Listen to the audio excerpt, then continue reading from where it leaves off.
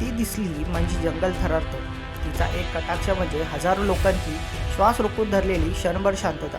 तिचं नाव म्हणजे माया, ताडोबाची जिवंत दंतकथा. नमस्कार मित्रांनो, तुम्ही पाहत आहात मिस्टेरियस मराठी. तर आज आपण पाहणार आहोत ताडोबातील सर्वात प्रसिद्ध, सर्वात धाडसी आणि सर्वात भयंकर वाघीण मायाची खरी कहाणी. तिचं जीवन, तिचे संघर्ष, तिची शिकार करण्याची शैली आणि ती ताडोबाची राणी ही कशी बनली, आज सगळंच उलगडणार आहे. तर तिचा जन्म व वनातला बालपण. मायाचा जन्म हा 2010च्या आसपास ताडोबा अंधारी टायगर रिझर्वच्या कोर एरियामध्ये झाला. तिची आई होती लीला म्हणजे T4, एक अतिशय अनुभवी पण कठोर वाघीण. लहानपणापासून माया इतर पिलांपेक्षा वेगळीच होती. चेहऱ्यावरती यू आकाराचं एक अनोखं मार्किंग, डोळ्यात अजब रॉयल कॉन्फिडन्स आणि इतर पिलांपेक्षा जास्त ॲग्रेसिव्ह. फॉरेस्ट गार्ड म्हणतात की ती लहान असतानाच इतरांवरती डॉमिनन्स दाखवायची. तिच्या वाघिणीचं राणीचा स्वभाव हा पहिल्यापासूनच होता. आता ताडोबाची राणी बनण्याचा प्रवास 2014च्या आसपास सब ऑर्डर झाली आणि तिनं स्वतःचा टेरिटरी शोधायला सुरुवात केली.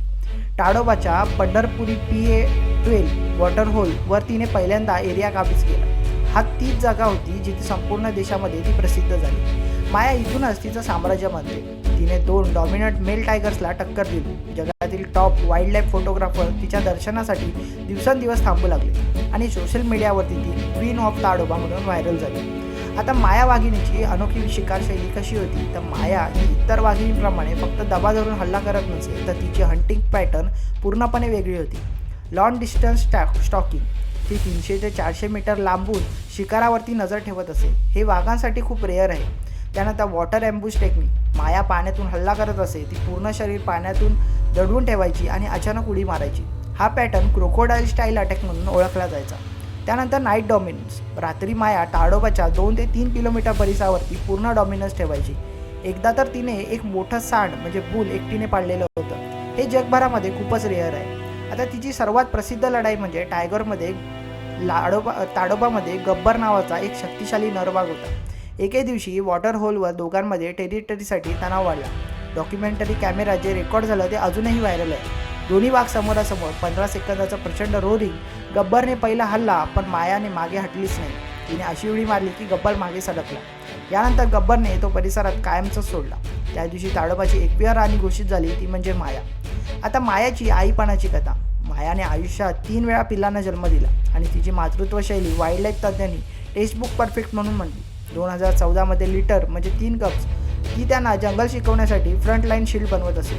2015 लिटर म्हणजे 2 कप्स. यावेळी तिने तर नर वाघांच्या धोक्यातून आपल्या पिल्लांना वाचवण्यासाठी संपूर्ण टेरिटरी बदलली. आणि 2020 लिटर म्हणजे 3 कप्स. याच वेळी तिची पॉप्युलॅरिटी पीकवरती गेली. फॉरेस्ट ऑफिसर सांगतात की माया इतकी धाडसी होती की पिल्लं जवळ असताना तुम्ही 200 मीटरच्या जवळही जाऊ शकत नव्हता. मायाची मानवी जंगलातली प्रचंड लोकप्रियता ही कशामुळे वाढली, तर मायामुळे ताडोबामध्ये प्रचंड पर्यटनात वाढ झाली. दरवर्षी लाखो पर्यटक. नॅशनल जिओग्राफिक, BBC अर्थ, डिस्कवरीने डॉक्युमेंटरी बनवल्या. Tadoba tiger capital of India म्हणून ओळखलं जाऊ लागलं. ती लिटरली ताडोबाची ब्रँड ॲम्बॅसिडर बनली. आता मायाचं अचानक गायब होतं. 2023 पासून मायाचं दिसणं हे कमी झालं. फॉरेस्ट विभागाची सर्च ऑपरेशन हे चालू केलं. ती जखमी झाली असावी किंवा टेरिटरी डिस्प्लेसमेंट झालं असावं असे तज्ज्ञ म्हणतात. काही जण म्हणतात की ती जंगलात निवांतपणे जीवन संपवलं, पण तिचं लास्ट कन्फर्म सायटिंग हे 2022च्या आसपास झालेलं होतं. आजही फॉरेस्ट गार्ड म्हणतात की ताडोबातील शांतता ही कधी अचानक बदलते आणि कुठेतरी बुशेस हलतात. तेव्हा आम्हाला अजूनही वाटतं की माया जवळ आली. माया एक वाघीण नव्हती, ती ताडोबाचं साम्राज्य चालवणारी राणी होती. तिच्या सौंदर्याने, तिच्या जोरावरती आणि तिच्या हिमतीने ती आजही जंगलातली दंतकथा आहे. तुम्ही माया वाघिणीबद्दल आधी ऐकलं होतं का? कमेंटमध्ये नक्की सांगा. आणि व्हिडिओ आवडला असेल तर व्हिडिओला लाईक करा, शेअर करा